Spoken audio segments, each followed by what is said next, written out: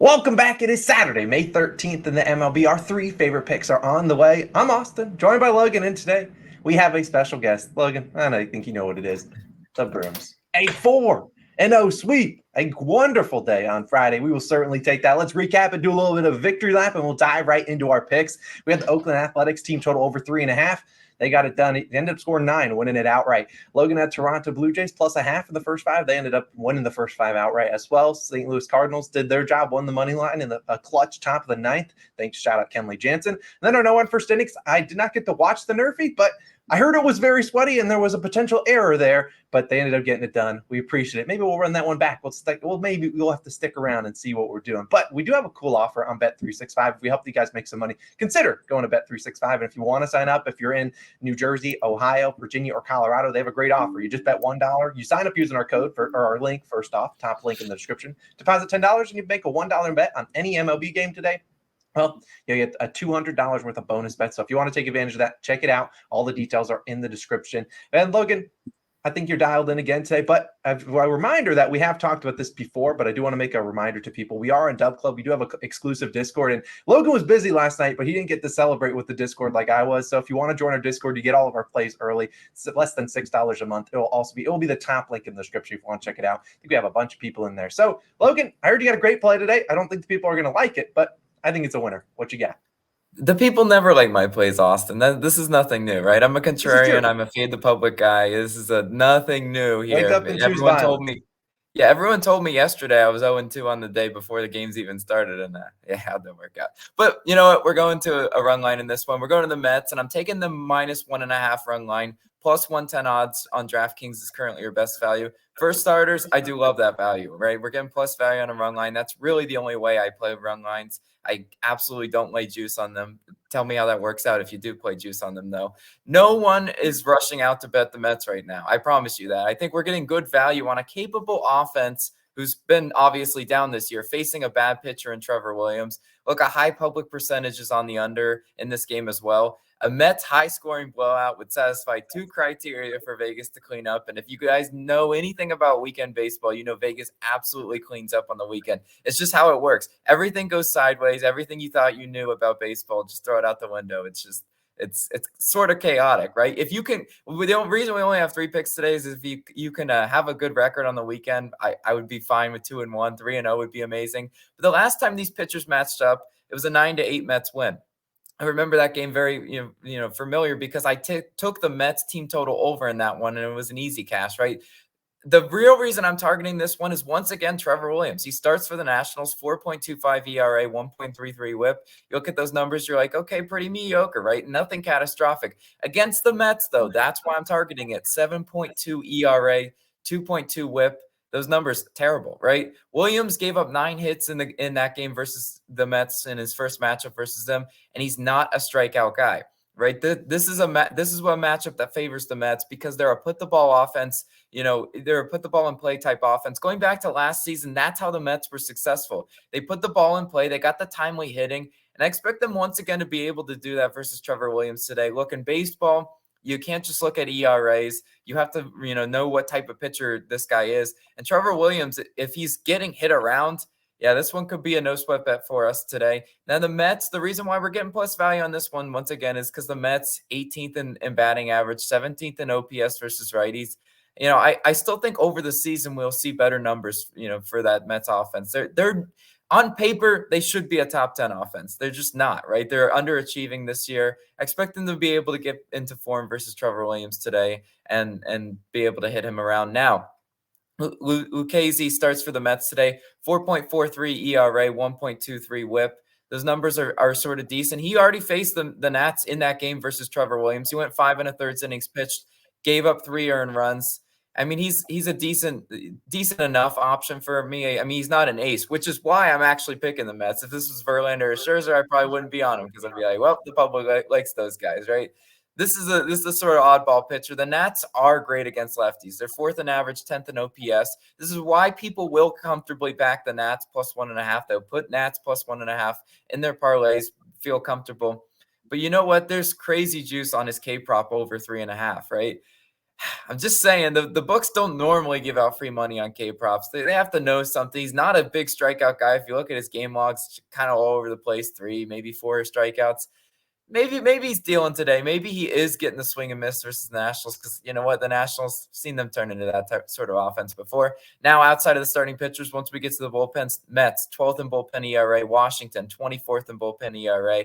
Decisive advantage for the Mets bullpen, even though they sold the run line in that game the last time these two pitchers faced each other. They naturally sold the run line. Why? Because everyone and their mother was on the Mets in that one. I'm just saying. But no, I really do like the Mets today, -1.5. It's kind of a nasty pick. I don't think a lot of people are going to be on it today, which is why I feel comfortable backing it today. But Austin, what do you got for us today? Yeah, I got another over pick, but I do like the Mets. You also got them. They're guaranteed that they're going to bat for 9 innings in case you need that cover run in the top of the ninth that could come. But for my favorite pick, I'm going to go to the Royals and Brewers game, and I'm taking the over 9.5 +130 on FanDuel. Now, I did consider running back A's team total, but it was a little more juiced at 3.5. I don't want to lay that. Now, there are going to be people saying, Austin, the line is 9. Yes, it is. The line is 9 on a lot of different books. But look, I don't bet to get a push. I don't want to push. I want to win or lose. And the +130, I think, is a great value you're getting at FanDuel. I bet you the line goes up to 9.5 as the day goes on. This might become even closer to +100. But let's talk about exactly why I like this one. Because if you bet the over yesterday in this Royals Brewers game, you lost because, they combined for 6 hits. The Royals did absolutely no help for you. Corbin Burns went out there and carved him up. The Royals, they had 3 hits. Their top 5 hitters, 0 for 17 combined. Like, I'm here to come on the plate. I'll put all my money that the top 5 hitters in the Royals hit lineup are not going 0 for 17 again. Now, Salvador Perez is a question mark today. He was out yesterday due to blurry vision. I would love if he was back out there because he's a big part of that offense. He can put the ball into the bleachers, get us some runs easily. But this is still a Royals team that I think they're going to bounce back here. These are MLB hitters. It's rare that you see them go back-to-back days without hits, and they were only 0 for 3 with runners in scoring position. The 5 of the 6 runs came from the Brewers, who had 11 hits, but were 4 for 15 with runners in scoring position. So both of these offenses, I think, are due some positive regression. But let's talk to the 2 pitchers first. Zach Greinke is going to start. And we've talked probably 100 times. He hasn't started that many times, but about his home road splits. He's been really, really good at home. Not as great on the road. 9.22 ERA, 1.76 whip, a 333 batting average allowed on the road. He's allowed 6 home runs, only 8 this season. 6 home runs in 13 2/3 innings pitched on the road.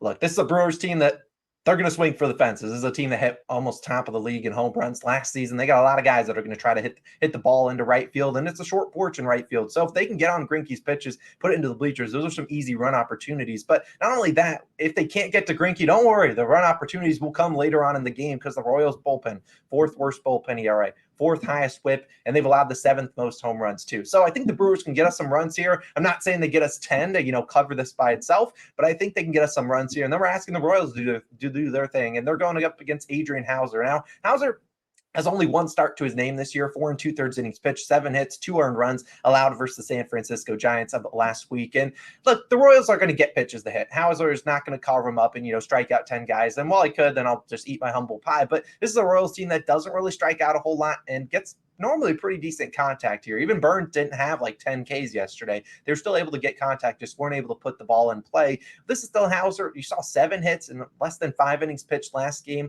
He's going to give up some hits, and it's just whether or not the Royals can get those timely hits, considering that, they had barely only 3 hits yesterday. I think they will get them today. And at the end of the day, it was only a second start of the year coming in here. We saw early on in the season when we were really struggling with NRFIs because guys were making their first, second starts, still getting adjusted to the pitch clock. That could be something here that we see, Hauser kind of struggle. And given that it's a second start, likely doesn't go too far into this game. So we will see the bullpen from the Brewers come in here. They've allowed the 7th most home runs. Their ERA and whip is a little bit deceiving. Their bullpen is not as good as, their ERA shows. Their whip is a little bit higher. I think there's some regressions coming their way. The Royals have the guys that can put the ball into the bleachers. I'm going to trust the Royals. We backed them a couple times last week. I think they get us some runs. I think the Brewers get us some runs. Over 9.5 at +130, I think is great value right now. Probably play it down to about +100 because I don't know if the line necessarily moves up to 9.5, but I think it's a pretty good one. Hopefully they can get us 10 runs. It sounds like a high number. We've taken the over in a Royals game before, and it was a no sweat bet. That's what they're capable of. We'll take the over, 9.5. But Logan, I reckon you know what time it is. We need the music, and we need to celebrate because yesterday we cashed out. We're trying to cash out another day. Get the NRFI Nation music going. We're waving these flags once again. 6 quick outs. That's all we ask. I'm glad I didn't watch the NRFI because people in the Discord, I was out at dinner, people in the Discord said it was a sweaty one. I don't need that. I don't need to shave years off my life. But I like the one we cooked up today. And you know what?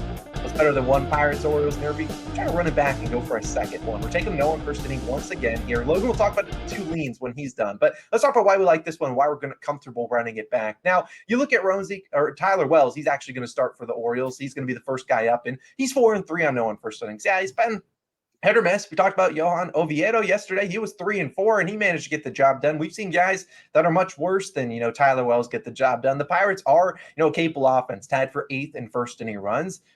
I just think that he's going to be capable of getting it done. I mean, the Pirates have some batters up there that like to go for steals, and I think they stole and got on the second yesterday, but weren't able to get him around.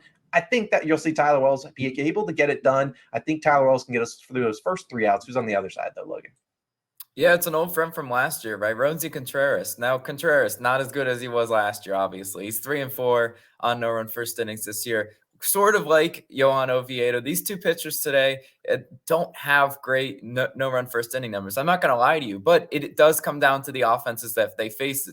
And Contreras faced an absolute gauntlet of offenses and I think his Yerfy numbers are sort of inflated because he faced the Astros, the Red Sox, and the Blue Jays all in the first inning. I mean, those are offenses that love to attack early and often. The Orioles, not that offense, right? 29th in first inning runs. We know the narrative with the Orioles. They usually, if they're going to score, they're going to score later in the game. The over-under set to 8 in this one. I just don't think we're going to see another high-scoring game. I don't think we're going to see any runs in the first inning. And I think this is a really solid bet to make. And that's why we are running it back. Normally, we don't run back Nerfies, but I think this is a really good spot. Now, we should talk about a couple other leans, right? Texas and the A's, I think, is a great option. I think that's a good line read, no-run first inning. Why? Because the over-under set to like 9 in that game. The no-run first inning, at least on FanDuel, I was seeing as -125. I was like, ooh, those two pitchers, interesting option there. I do like that one as a potential line read, no-run first inning. And you also got the Reds and the Marlins. I think that's a great choice. The problem is we don't have a starting pitcher for the Reds. I believe it's scheduled to be Sandy for the Marlins. And yeah, we love us some Sandy Nerfies on this one. So if you want to play that one, I totally support that one. But Nerfie Nation, let's fly the flags on this weekend. Great time to fly them.